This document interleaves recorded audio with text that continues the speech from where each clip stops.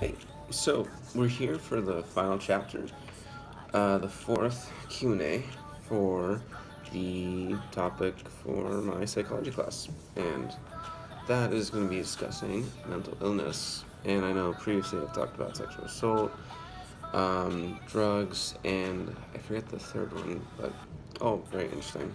So this one is just a take on mental illness, and to start with, first question is the question is, what is normal?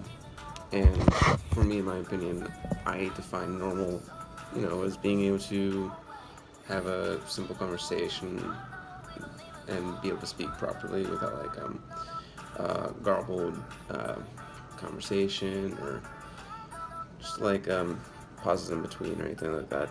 To understand basic body language is if someone's not in a great mindset or a great mood, you can tell by their body language and adapt to that.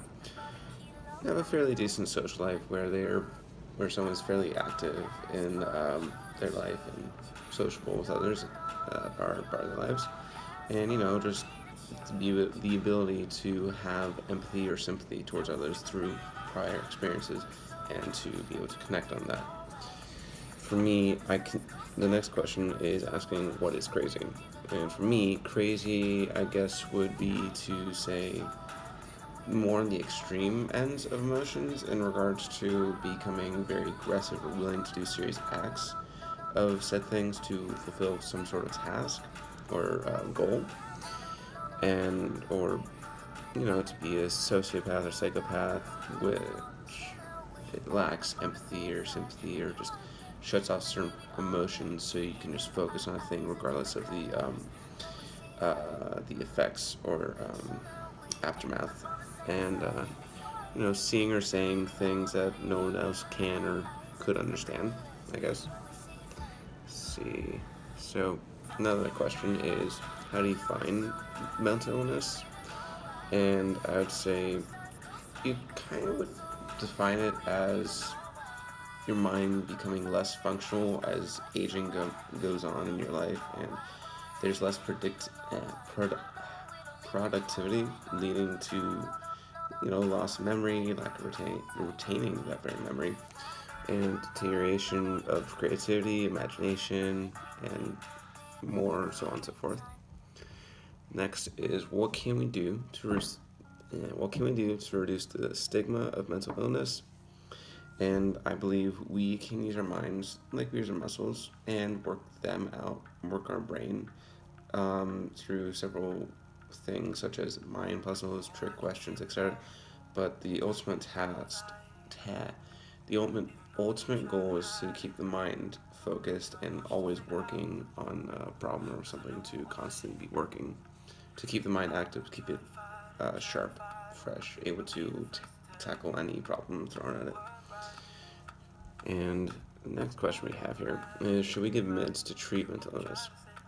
Since I'm all for all natural things, my personal opinion would have to go with no medical um, way of treatment, simply because I believe the human body should be able to control and or at least work against mental illness on its own, while drugs, sure, they can be helpful and everything because they affect the brain, and the mind and brain kind of work together. But with taking drugs, however, you allow your brain to become more reliant on said drug, hindering the mind, hindering your brain even more vulnerable once you stop taking said drugs or try to move away from it. And that's just not something I'm a fan of. Another question we have are, how do I feel about meds versus therapy? Well, like the previous one, I would say therapy is more helpful of a method to work towards mental improvement, simply because it's a mental treatment. You're sitting there talking to somebody to talk about what's going on, to work out ways to see or understand certain things that's going on in your mind, and then from there you can work out certain things. Whereas medication is simply more physical, which impacts the brain, not the mind per se. And last question I'll have here is, do we ever overdiagnose mental illness, and also explain?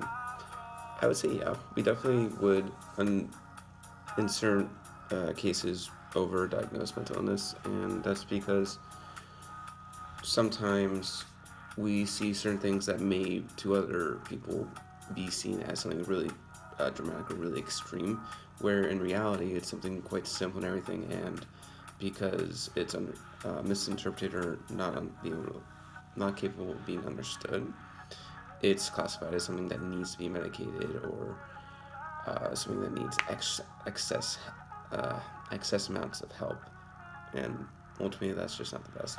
But those are all the questions and the answers I have for this final Q&A TQ for you.